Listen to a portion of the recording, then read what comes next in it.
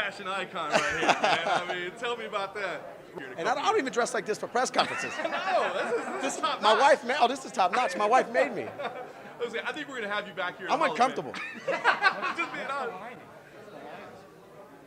See, that's putting Buffer to shame right there. Yeah, don't let Buff see this. Just finished up talking to Bobby. You guys had a bit of a back and forth. I couldn't hear what he said at first. He thought at one point that you were saying that you would do it right now, like let's get it on right now, and it seemed like he was ready to throw down right here, right now.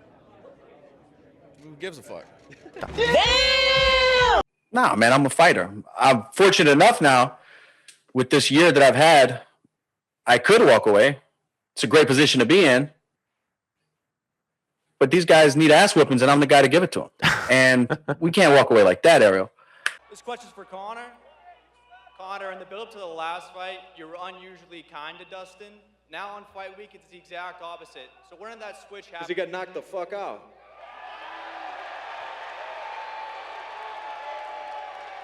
Not McGregor fast, McGregor sleep. I've seen Charles in a lot of fights. He's been in a lot of fights at a high level. So I've seen him kind of fold in fights before. But I've also seen him rise to the occasion and show up in adversity. If he was a quitter, he had a chance to quit when Chandler hurt him. But he came back and put him away. You guys had a lot of respect for each other all throughout, but there was some talking in there tonight, you know, some staring down. Give us an idea what the conversations were like, what was going on there. One time my mouth was bleeding and I spit on him. And the ref said, hey, you can't spit on him. And he said, like he knew I didn't do it on accident. I didn't like aim at him, but it just might have hit him. Man, it's a fist fight. You might get some spit on you. When I hit him with a good shot, he would say that was good, or start clapping. When I kneed him in the face and before he started bleeding, when he picked his head up from the knee, I saw the gash and I said, gotcha. And then, yeah, it was a battle, man. On the same token, this is business, man. We need some Kobe Covington to rub off on this guy so we can sell some tickets, man. I need him to talk some shit so we can sell some pay-per-views. Come on, you want that? You want him to talk smack? Hell no, man. I like the respect. Any reason you went Airbnb over hotel? Just like Because I have my whole team with me. I mean, we all have dirty clothes, sweaty clothes. I came out Saturday, and I mean, you've been in hotels before. You have 2 beds, and then you have 4 guys with dirty clothes and gloves, and everybody's shitting in the room, man. Come on. It's more comfortable for me and my team. like home, I guess, right? This is fatherhood, Dustin Poirier. A little wiser, you got the beard, you got the hair. Yeah, this is fatherhood. How do you like fatherhood?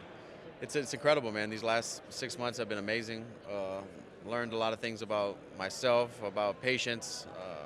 It's fun. It's the evolution of Dustin Poirier.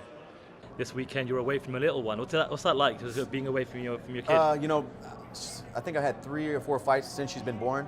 So I've been away from her a few times, but this is the furthest my wife's been from her. So she's kind of, you know, texting her mom and getting pictures every 5 minutes. What's she doing? She's real worried, but she's a great mother. And, you know, I miss her already too. My daughter is everything, man. My family's my anchor. Why do you think he's not interested in getting a rematch with you? I think he knows it's a bad matchup. His camp knows it's a bad matchup. I mean, did you watch the first fight? I did. I mean, yeah, that's why I think. And he's coming off of a win. You know, he kind of got that bad taste out of the, you know, that bad memory out of the fans' heads of the last fight, and he wants to keep moving forward. You know, and obviously the guy's not scared to fight anybody. He's one of the best fighters in the world. He's been fighting the best for a long time. But he's a smart guy, and he knows it's probably a bad matchup for him to do that again. I know you've been wanting it for a long time. Does it finally feel real now? It's happening.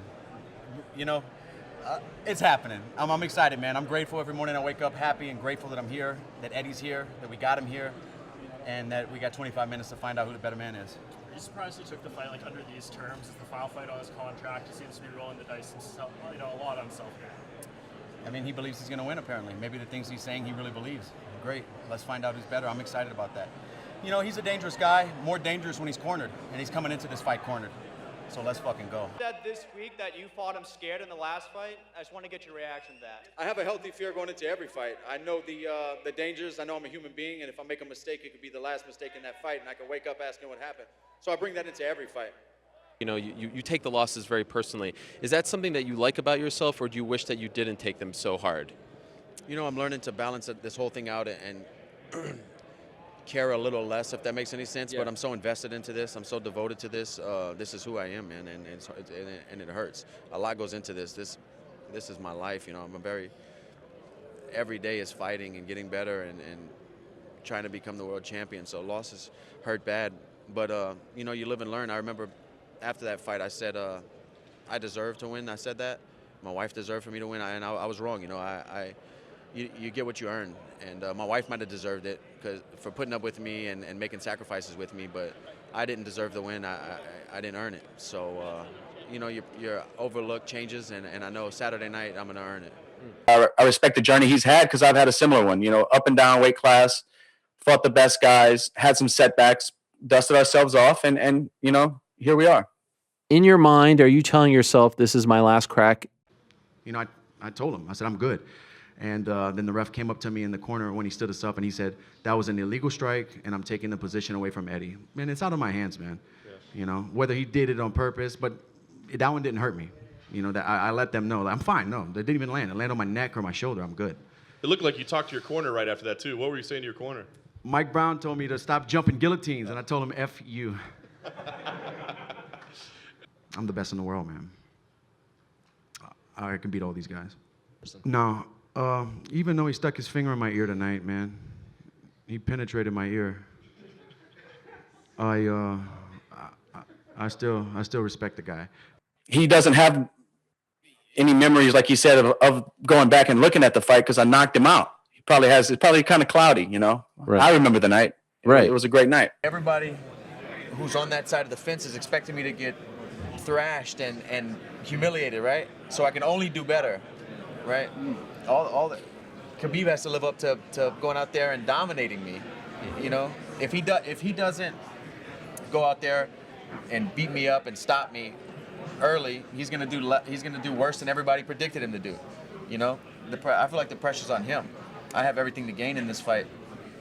This is an evolution of going up against the odds, of going up against the doubters and walking past boos to get to this point. It's perfect timing in my career to fight a fight like this because I don't care about that stuff. I care about 25 minutes.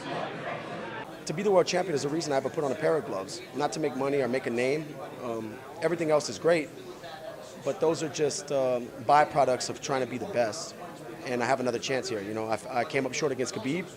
I have another chance here to put a gold undisputed belt in my home and add that to my legacy, and that's what I'm solely focused on is being the world champion. In your mind, are you telling yourself this is my last crack at UFC Gold? Do you think that way?